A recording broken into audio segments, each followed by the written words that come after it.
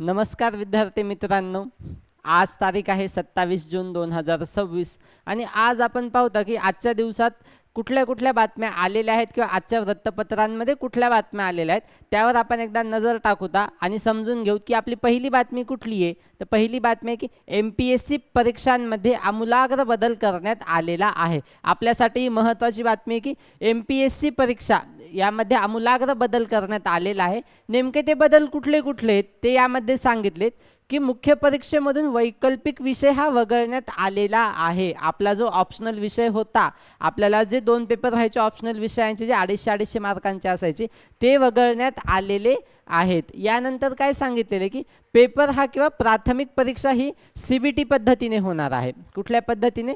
CBT पद्धतीने होणार आहे. आपल्याला जी पारंपरिक सवय होती की आपण राऊंड करायचो किंवा तो सर्कल फिल करायचो, असं न होता आता CBT टाईपने हा पेपर होणार आहे.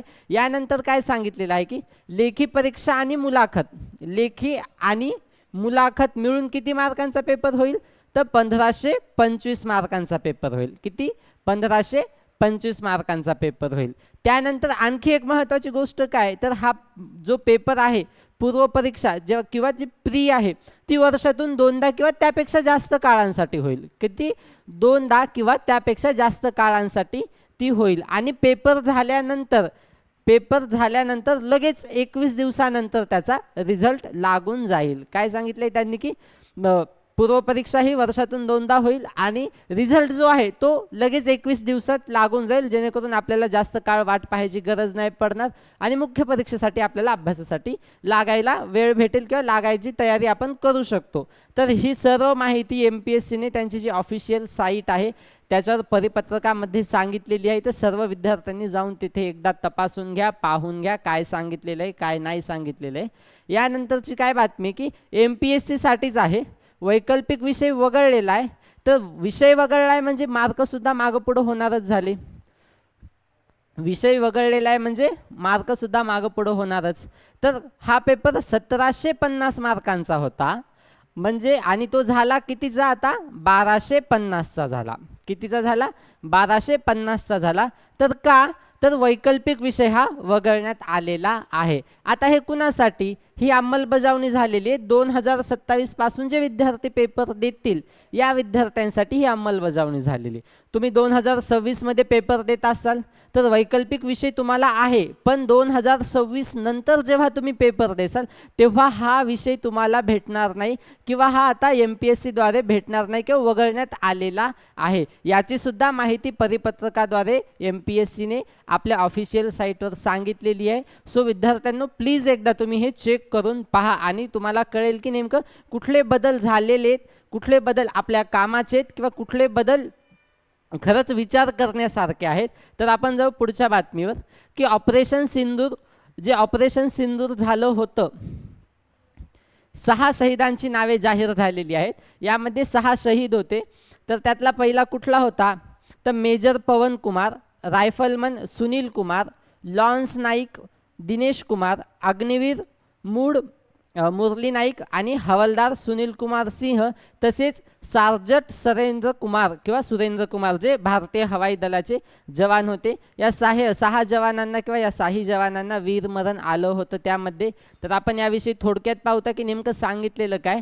तर 7 मे 2025 रोजी जम्मू काश्मीरच्या पहलगाम येथे झालेल्या अमानुष दहशतवादी हल्ल्यामध्ये, पहलगाममध्ये जो दहशतवादी हल्ला झाला होता त्यामध्ये भारतीय सशस्त्र दलाने पाकिस्तान विरुद्ध प्रत्युत्तर दिलेलं होतं.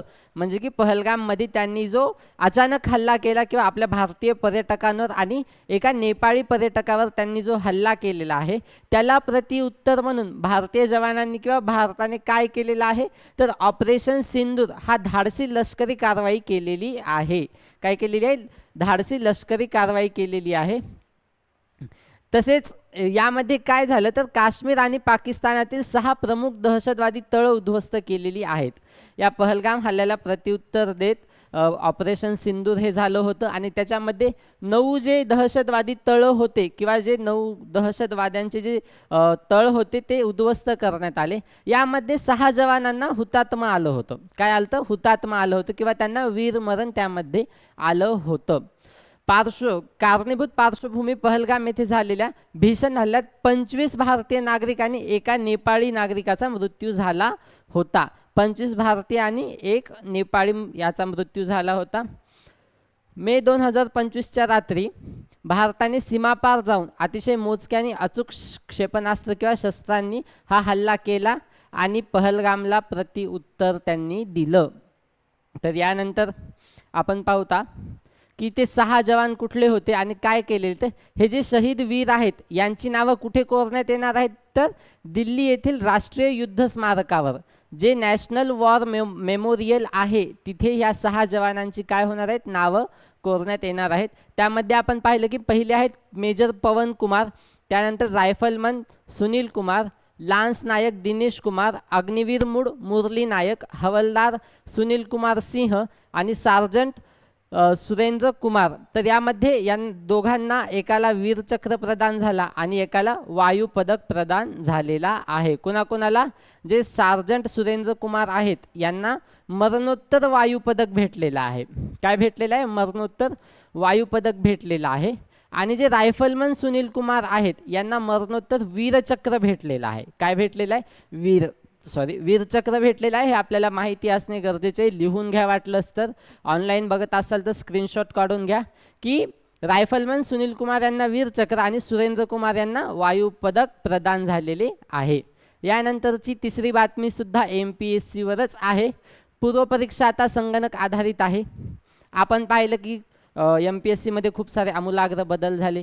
त्यातला हा पहिला बदल होता किंवा हा पहिला बदल आहे की CBT पद्धतीने पेपर होणार आहे. आपल्याला जी पारंपरिक पद्धत माहिती की आपण मॅन्युअली ते गोल गोल करायचो, पण आता तसं राहिलेलं नाही आहे. आता काय, तर CBT पद्धतीने आपण हा पेपर देणार आहेत. तर याच्यासाठी त्यांनी कारण काय सांगितलं की नेमकं हे कशासाठी, तर या परीक्षेमध्ये पारदर्शकता राहावी हे त्यांचं कारण आहे. की इथेच त्यांनी सांगितलेलं आहे की CBTमुळे परीक्षा अधिक पारदर्शक होईल, सुरक्षित होईल आणि जलद होईल. म्हणजे की पेपरमध्ये त्यांचं ट्रान्सपरन्सी राहील, कुठल्याही प्रकारचा घोळ राहणार नाही, एक सुरक्षितता असेल आणि त्याच्यानंतर रिझल्ट हा लवकर लागेल असं त्यांचं म्हणणं आहे. आणि याच्यावर त्यांनी काय बोलले की पेपर हा CBT पद्धतीने किंवा संगणक पद्धतीने घेणार आहेत. यानंतरची बातमी आहे की आशा स्वयंसेविकांना राज्य विमा लागू करण्यात आलेला आहे. कुठला, राज्य विमा लागू करण्यात आलेला आहे. आशा वर्कर्स ज्या आहेत आपल्या गावच्या सरकारी दवाखान्यात असतील किंवा अंगणवाडीमधून ज्या काम करत असतील, या आशा वर्कर्स यांना काय झालेलं आहे की राज्य विमा लागू झालेला आहे.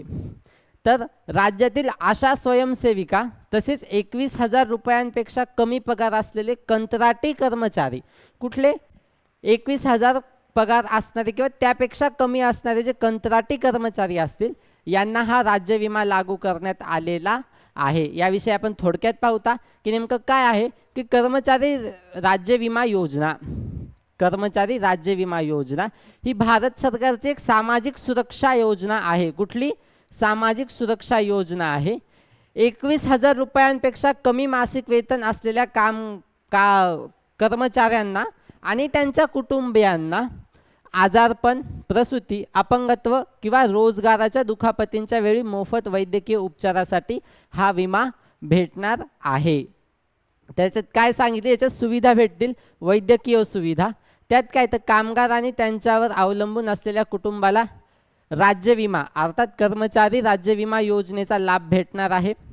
आजारपणात त्यांना रजा भेटणार आहे. आजारपणामुळे कामावर गैरहजर राहावे लागल्यास प्रमाणित वेतनाच्या 70% पर्यंत रक्कम दिली जाईल. तुम्ही जरी ॲब्सेंट असाल, तुमचं एखादं मेडिकल रिझन असेल किंवा मेडिकल इश्यू असेल किंवा तुमचं वैयक्तिक काहीतरी कारण असेल त्या कर्मचाऱ्याचं, तर त्यांना वेतनाच्या 70% पर्यंत रक्कम दिली जाईल.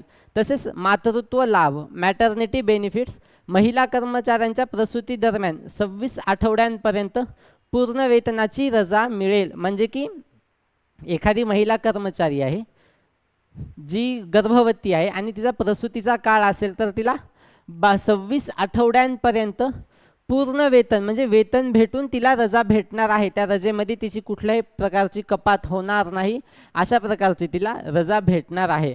तसेच अपंगत्व किंवा मृत्यू लाभ, कामाच्या ठिकाणी दुखापत झाल्यास किंवा मृत्यू ओढवल्यास पेन्शन आणि आर्थिक मदत दिली जाईल. एखाद्या वेळेस एखाद्या साईटवर म्हणा किंवा एखाद्या जागी एखाद्या कर्मचाऱ्याचा मृत्यू झाला किंवा अपघातामुळे त्याला अपंगत्व आलं तर त्याला पेन्शन्स आणि आर्थिक मदत दिली जाईल. तर आजच्या बातम्या आपल्या इथे संपलेल्या आहेत. थँक्यू. तर आज आपण पाहिलेलं की MPSCने जे बदल केलेले आहेत ते MPSCचे बदल आपण पाहिले की त्याच्यात आपण पहिला बदल पाहिला की जो आपला वैकल्पिक विषय आहे, जो ऑप्शनल विषय आहे तो कॅन्सल झालेला आहे. आपला जो 1750 मार्काचा पेपर व्हायचा तो आता फक्त 1250 मार्कांचा होईल. त्याच्यानंतर काय सांगितलेले की पेपर हा CBT टाईप होईल. कसा होईल? CBT टाईप होईल किंवा जो आपण पारंपरिक पद्धतीनं करायचं, गोल गोल करायचं ते तसल्या प्रकारचं काहीही होणार नाही, तर CBT टाईप होईल. विद्यार्थ्यांना भलेही ही गोष्ट नवीन असेल किंवा हा ऐतिहासिक जरी निर्णय असला तरी विद्यार्थ्यांनी कुठल्याही प्रकारचं खचून न जाता आपलं लक्ष पूर्णपणे अभ्यासावर ठेवून कुठल्याही प्रकारची जरी परीक्षा झाली, CBT हो किंवा पारंपरिक पद्धतीने हो, तर आपलं 100% देण्याचं आपलं काम आहे. तर आपण फक्त त्याच्यावर लक्ष ठेवायचं. बाकीच्या गोष्टींमध्ये किंवा अभ्यासामध्ये कुठल्याही प्रकारची तुम्हाला जर अडचण आलेली असेल तर डिस्क्रिप्शन बॉक्समध्ये आमचा नंबर दिलेला आहे किंवा आमच्या संगम स्पर्धा परीक्षा या यूट्यूब चॅनलला तुम्ही जॉईन करू शकता. धन्यवाद.